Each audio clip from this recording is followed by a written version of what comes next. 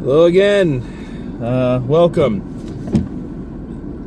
So, I hadn't really planned on coming out tonight. I wanted to do this Friday night as kind of the cap off to birthday week to go see another movie. But I got sick. If you saw my early man review, you know I was getting sick. I got sick Friday, and I'm feeling betterish right now. I'm a little stuffed up and everything, but you know, I felt good enough, so let's just give it a shot and we'll see what happens. So I came out really expecting to hate this movie. I was prepared to really just rip it apart, rip it a new one. And now that I've seen it, I can't say that I hate it. I can't say that it's good. I can't say that it's anywhere near as funny as its premise could be. But I would also be lying if I said I didn't laugh during it. I'd be lying if I said that I didn't find parts of it really entertaining and certain performances really well done. I'd be lying if I said they didn't have fun with the premise. Maybe not as much fun as they could have, but definitely more fun than I thought they were going to. And I'd also be lying if I said that it wasn't one of the better comedies that I've seen in a long time. I've said this before on here, is that I have a real problem with kind of modern comedies. I feel like they go to the gross out humor and the lazy humor really fast.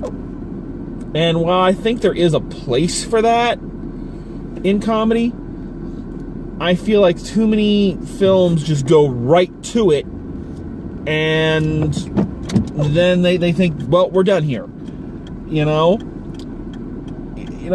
this is coming from a guy who likes Seth MacFarlane, a guy who likes South Park, and those two things. And I think I've said this in another review. Those examples.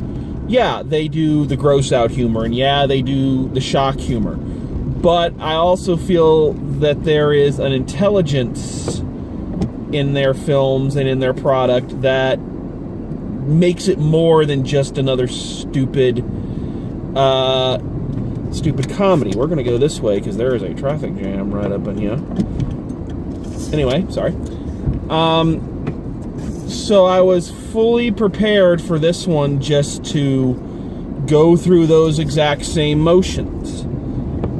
And I must applaud them that they didn't. That this does not have gross out humor. This doesn't have a lot of immature sex humor. There's a lot of fun with the wordplay and a lot of fun with people just kind of interacting with each other. And I'd be lying if I said there wasn't a few really great kind of moments in there where you're like, oh, this is a movie where I almost feel it would have been better if it had been made during the 80s. Just because,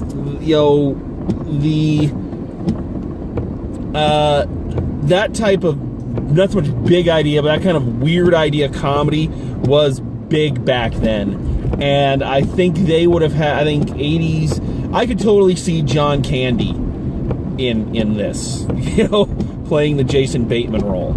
I could totally see it on, and maybe have Dan Aykroyd as the obnoxious brother. And okay, so if you don't know, if you haven't seen the trailers, so this married couple played by Jason Bateman and Rachel McAdams have game night with all of their friends. That's their thing. And Jason Bateman's dick brother comes to town. Of course, he's the stereotypical older brother who's always better than everything. He's rich and this and that. So he says he's going to host game night, and they're going to do like a murder mystery thing where someone in the group is going to get kidnapped, and everybody has to go and find them. And it turns out the kidnapping is real. So the guys come and kidnap Jason Bateman's brother, and they all, of course, think it's a game at first, and then through, going around and doing all this weird stuff, they find that, no, it's not a game, it's real, and, who really set it up, and this one's that, and this one and that one, and this one and that one. It's a lot of, And I think that's one of the issues with it. It tries to get a little too complicated. I think if they just kept it with the one plot instead of trying to add twist upon twist upon twist, I think it would have worked better, personally. I guess since I'm on this, let's talk about what didn't work and why I can't say this is a great movie. I think one of the things that does work about the movie is I like the characters. It's one of the few comedies I've seen in a long time where the characters aren't repulsive human beings. They're actually good people. They're normal people. They really do. Maybe they're a little too quick-witted, but they really do feel like, people you know and people you've met. And a lot of the comedy comes from the interactions between them, and there's some really nice interactions. That being said, Jason Bateman and Rachel McAdams just do not have comic chemistry with each other. Okay? Comedy duos are not as easy as Abbott and Costello make them seem.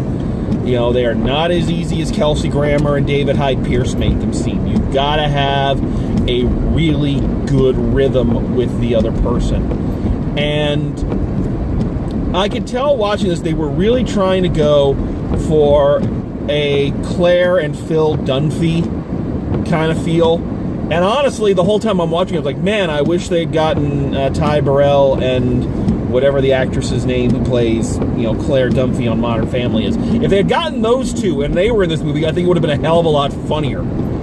Just because I think these characters are so clearly trying to be those characters, but they don't quite get there. This is not to say that Jason Bateman and Rachel McAdams don't have funny moments, or that there aren't good parts. There's a very funny moment where they're trying to, Jason Bateman gets shot in the arm and they're trying to take the bullet out, and I think that was really funny.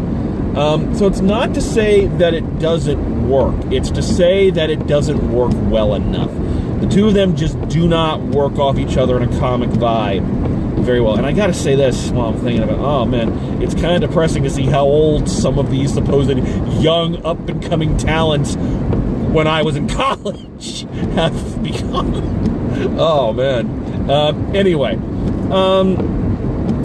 So yeah. There's some good turns by a lot of the other actors. I think the standout was the guy. I don't know the guy's name. He played Winston on New Girl, and he's really funny. He doesn't get quite as much screen time, but it would have been. He had some great reactions and was very funny. There's also just some things, and this is dumb to me. Maybe it just shows because I'm not married and I don't live in a big house or drive a big car or anything like that. There's just some things that just seemed out of whack.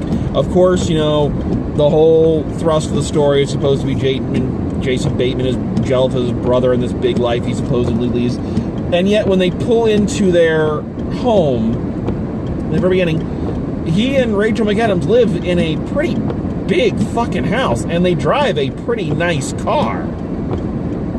So, and they never say what either one of them does for a living. So I'm looking at it going, yeah, maybe you could always be richer, but I'm looking at their man, I was like, I don't see how you can think you're a failure compared to this guy. It looks like you're living pretty good. I think they could have, simplified them down a little bit. There's also a problem where this movie thinks certain things are really, really funny, and they hold on them for a long, long time, and I don't think the audience finds it as funny as the movie does. Like, they have a creepy neighbor, a cop, who was married to one of their friends that used to go to the game nights, and now they're divorced.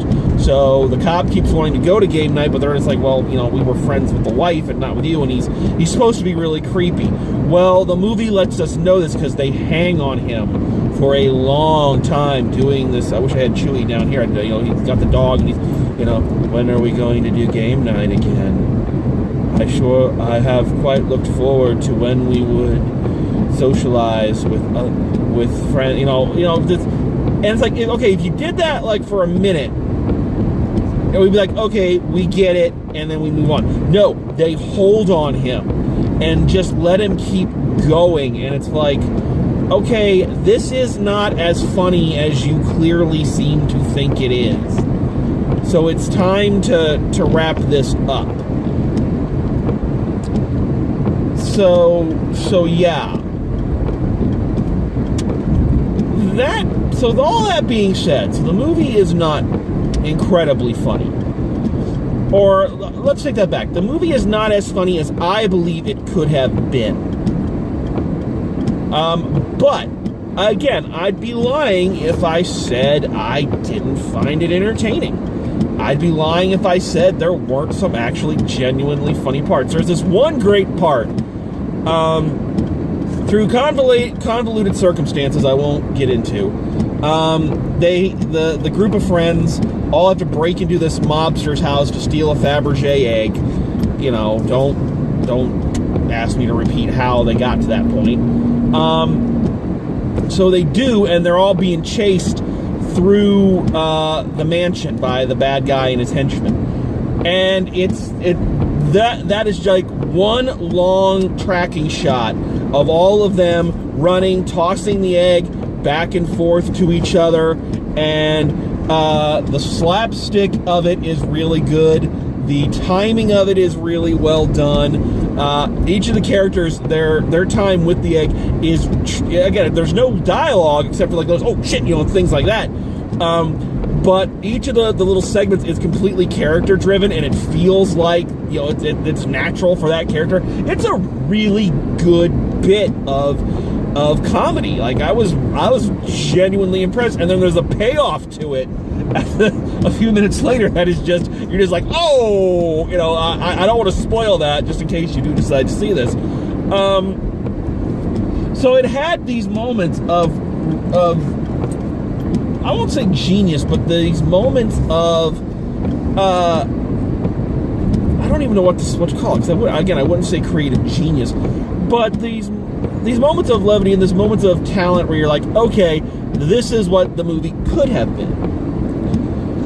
And you know, maybe I shouldn't judge a movie based on what I would have liked it to have been. I should grade it and judge it based on what it is. But there you go. So again, I'm really stretching now to try to think of more to say about this, but I really don't have much more.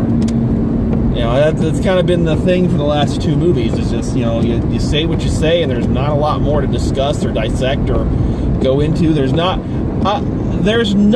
say that. I think this is a good way to sum it up. There's nothing in this movie I hated. There's nothing in this movie I truly hated. There were things in it I didn't think worked as well. There are things that are in it that I would have done differently, or I couldn't help but think, boy, this would have been better if they'd done it with a different star, or what have you. But am I ever going to watch it again? Am I going to buy it on DVD? I don't think so, but do I hate myself for having gone and seen it? I can't really say I did. This is not a snatched incident. This was a decent kind of waste of time film, and you know, especially compared to some of the shit I've seen in January, you know, this is damn near Oscar gold compared to some of that crap. So final grade for this one. Oh, that's tough. I want to be nice, and then there's a part of me that wants to be honest. So I think I'm going to have to be honest. I think final grade for this one's a C+. I think it has its moments, and I think it's one of those things that when it comes on Netflix or HBO or whatever, I don't think, you know, it wouldn't be a bad date night movie. It wouldn't be a bad, you know, it wouldn't be a bad game night movie, honestly, just having people over and watching it. I mean, but do I think you need to knock yourself out to go see it? No. If you're like me and you just needed a night out, or you just wanted to go to the movies, it's not a bad one. So C+ all the way. Decent, but not great. So that is that. yeah, really can't think of anything more to say on this one. So we're heading into March. There's a lot coming out, not a lot of it looking good, so I'm a little concerned about this year at the movies, folks. I ain't gonna lie to you. I was flipping through the coming soons on the Malco app, and this is gonna be a rough year, rough couple months. So we need to buckle up, literally. But that's what we're here for. You never know when you're gonna find that diamond in the rough. So I hope you enjoyed this. Hope everyone's feeling better. Drink your orange juice, take your vitamins, because you know I'm still getting over being sick, and it's still out there. So take care of yourselves, and above all, drive safe. And I'll see you at the movies.